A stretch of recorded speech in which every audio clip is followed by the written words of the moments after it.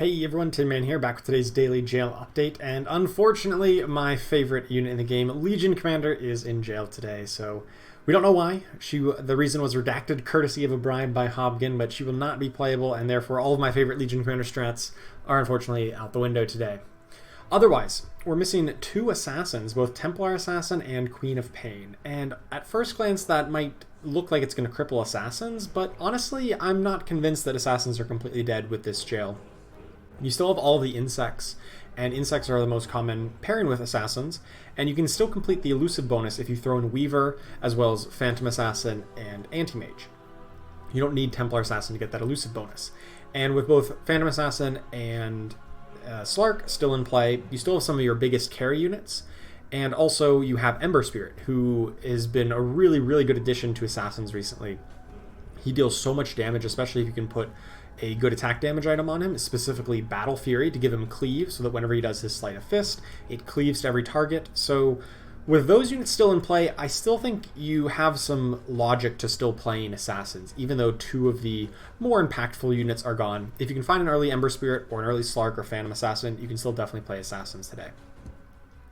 Also, we're missing two knights. Both Sven, as the ace of knights, and Luna are both out. But pretty much everything else that you normally would play in a knight's composition, like healers or trolls or some of the warlocks that you would play in knights, are all still very viable today. So obviously you can't play 6 knights, but I think 4 knights could still be a core that you can build around, something like Chaos Knight, Bat Rider, Abaddon, and Omni Knight, and then eventually you throw in a Dragon Knight in there somewhere, pair it up with some healers and some trolls, specifically Dazzle and Witch Doctor, been recently buffed. I think that could still make a reasonably strong core. Maybe it's not the strongest build out there right now, even without Luna. You're going to need a little bit more backline damage dealers, so maybe you want to pick up the Dragon Knight later with Viper, or perhaps something like Arc Warden to kind of make up for the lack of Luna. But I think Knights are reasonably playable otherwise, though. Tiny is missing out of Warrior compositions.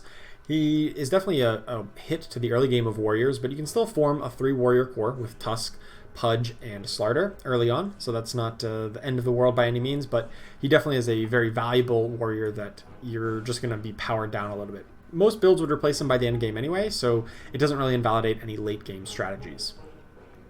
Bristleback is out as a big damage dealer for Savage builds as well as Brawny builds, and just a good consistent damage source all around. So you definitely want to put a little bit lower priority on Brawny builds because you won't have that big payoff, and then also a little bit lower on the Heartless builds that you would typically pair up with Brawny. So things like 4 Heartless plus Bristleback and Beastmaster are pretty powerful builds, but they don't really work if you don't have the Bristleback for that extra physical damage. But there are no other Heartless removed, so you can still get a good Heartless core like Drow Ranger into Pudge, into Shadow Demon, and either Abaddon or Necrophos, or perhaps Lifestealer to go with some Brutes. And even without Bristleback as a big payoff there, Beastmaster can still carry pretty hard. Shadow Fiend is gone, which is a lot bigger deal than it has been in days past. I know Warlocks have been really ramping up in the meta recently. In the past couple days, a lot of people have been playing 4 Warlock builds, even 6 Warlock builds. I actually think Shadow Fiend is the most impactful one, other than, I suppose, Disruptor, to be banned, because he was such an important unit in these Warlock builds, dealing much of the damage, and his cast dealt so much that it basically healed him plus whoever he linked all the way up to full health right away. So I think Shadow Fiend is a big loss to Warlock compositions. I wouldn't be surprised to still see 4 Warlocks around if you can get like Disruptor plus Alchemist, Witch Doctor, and then either Broodmother or Void Spirit.